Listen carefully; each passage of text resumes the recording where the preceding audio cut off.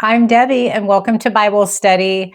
Today we're in chapter 22 in the book of Proverbs. And about halfway through the chapter, starting about, I think, verse 17, it's going to say 30 sayings of the wise. So it's going to change. I'll be putting some stuff up on the screen showing you which sayings we are at. And then the sayings, the 30 sayings of the wise are going to go all the way through chapter 24. So before we begin, let me just go over a couple of the verses that we're going to be reading today that really stuck out to me. Verse 4 says, "Humility is the fear of the Lord. Its wages are riches and honor and life." And verses 24 and 25 say, "Do not make friends with a hot-tempered person. Do not associate with one easily angered, or you may learn their ways and get yourself ensnared." So, if you're ready to Bible study with me today, let's go.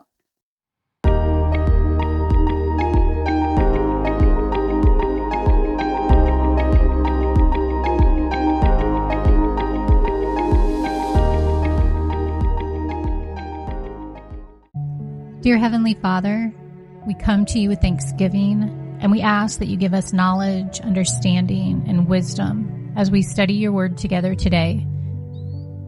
Do your work in us in your perfect timing, and help us to be sensitive to your leading in our lives. Give us a fresh insight, and let us leave today's study with a new perspective. In Jesus' name we pray. Amen. Chapter 22, verse 1. "A good name is more desirable than great riches. To be esteemed is better than silver or gold." Rich and poor have this in common: the Lord is the maker of them all. The prudent see danger and take refuge, but the simple keep going and pay the penalty. Humility is the fear of the Lord. Its wages are riches and honor and life. This general observation that honoring and respecting the Lord brings benefits in this life would have been especially applicable to an obedient Israelite living in Solomon's God-fearing kingdom. Nevertheless, some have been martyrs at a young age, and some have forfeited all their wealth for the sake of God's kingdom. The book of Proverbs describes life the way it should be. It doesn't dwell much on the exceptions. Verse 5, "In the paths of the wicked are snares and pitfalls, but those who would preserve their life stay far from them. Start children off on the way they should go, and even when they are old, they will not turn from it." Many parents want to make all the choices for their children, but this hurts the children in the long run. When parents teach a child how to make appropriate decisions, they have the joy of watching the child grow in judgment and discernment. Parents then can worry less about having to watch every step the child takes. They know their children will remain on the right path because the children have made the choices themselves and learned from them. Teach your children to choose the right way. Like many proverbs, this is a general principle that usually achieves favorable results. It's not a promise. If you're a parent who has done your best to raise your children well, but they've rebelled against God or you, stay close to God. Trust His promises and model your faith in front of your children. The end of the story has not yet been revealed. Verse 7, "The rich rule over the poor, and the borrower is slave to the lender." Now, does this mean we should never borrow? No, but it warns us never to take on a loan without carefully examining our ability to repay it. A loan we can manage enables us. A loan we can't manage enslaves us. A borrower must realize that until the loan is repaid, they are a servant to the individual or institution that made it. Verse 8, "Whoever sows injustice reaps calamity, and the rod they wield in fury will be broken." Sometimes God intervenes and directly causes the demise of tyrants. but more often, he uses other rulers to overthrow them or their own oppressed people to rebel against them. This proverb is a message of hope to people who must live and work under unjust, authoritarian leaders. It's also a warning to those who enjoy ruling with an iron hand. If you're in a position of authority at church, work, or home, remember what happens to tyrants. Leadership through kindness is more effective and longer lasting than leadership by force. Verse 9, the generous will themselves be blessed, for they share their food with the poor. Drive out the mocker, and out goes strife. Quarrels and insults are ended. One who loves a pure heart and who speaks with grace will have the king for a friend. The eyes of the Lord keep watch over knowledge, but he frustrates the words of the unfaithful. Those with the knowledge referred to here are those who live rightly and speak the truth. Living God's way takes discipline, determination, and hard work, but God protects and rewards those who make the commitment to follow him. The unfaithful may seem to have an easier time of it, but in the long run, their plans fail and their lives amount to nothing. You can't resist God and still expect lasting success. Verse 13, the sluggard says, there's a lion outside. I'll be killed in the public square. Now, this proverb refers to an excuse a lazy person might use to avoid going to work. The excuse sounds silly to us, but that's often how our excuses sound to others. Don't rationalize laziness. Take your responsibilities seriously and get to work. Verse 14, the mouth of an adulterous woman is a deep pit.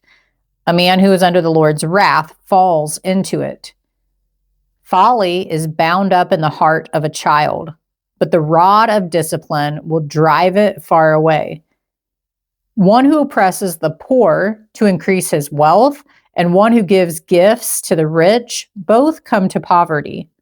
Young children often do foolish and dangerous things simply because they don't understand the consequences. Wisdom and common sense aren't transferred by just being a good example. The wisdom a child learns must be taught consciously. Discipline and training take a variety of forms. Just as God trains and corrects us to make us better, parents must discipline their children to help them learn boundaries and how to tell good from bad. So now we're going to start here with verse 17, 30 sayings of the wise. And so now all the way from here in the middle of chapter 22, all the way to the end of chapter 24 is going to be these wise sayings. There's like 30 wise sayings, and then it says, and there's some more wise sayings. So the rest of this until we get to chapter 25 are going to be wise sayings. I think all of Proverbs is, but this is how it's mentioned in the Bible. So saying 1, verse 17, pay attention and turn your ear to the sayings of the wise. Apply your heart to what I teach. For it is pleasing when you keep them in your heart and have all of them ready on your lips, so that your trust may be in the Lord. I teach you today, even you. Have I not written 30 sayings for you, sayings of counsel and knowledge, teaching you to be honest and to speak the truth, so that you bring back truthful reports to those you serve? Saying 2, verse 22, do not exploit the poor because they are poor, and do not crush the needy in court. For the Lord will take up their case and will exact life for life. Saying number 3, starting with verse 24, do not make friends with a hot-tempered person. Do not associate with one easily angered, or you may learn their ways and get yourself ensnared. People tend to become like those with whom they spend a lot of time. Unfortunately, negative characteristics and habits often rub off. The Bible exhorts us to be cautious in our choice of companions. Choose to spend time with people who have qualities you would like to develop in your own life. Saying 4, which is verses 26 and 27. Do not be one who shakes hands in pledge or puts up security for debts. If you lack the means to pay, your very bed will be snatched from under you. Saying number 5, verse 28, do not move an ancient boundary stone set up by your ancestors. Saying number 6, verse 29, do you see someone skilled in their work? They will serve before kings. They will not serve before officials of low rank. Now, in Joshua, the book of Joshua, chapters 13 through 21, the promised land was divided and boundaries were marked out for each tribe. Moses had already warned the people that when they reached the promised land, they shouldn't cheat their neighbors by moving landmarks that served as boundary markers, giving themselves more land and their neighbors less. If you enjoyed today's Bible study with me, please hit the like button. I'd appreciate it. Subscribe if you're new and you like this content, and then click on the next video. We're going to continue into chapter 23.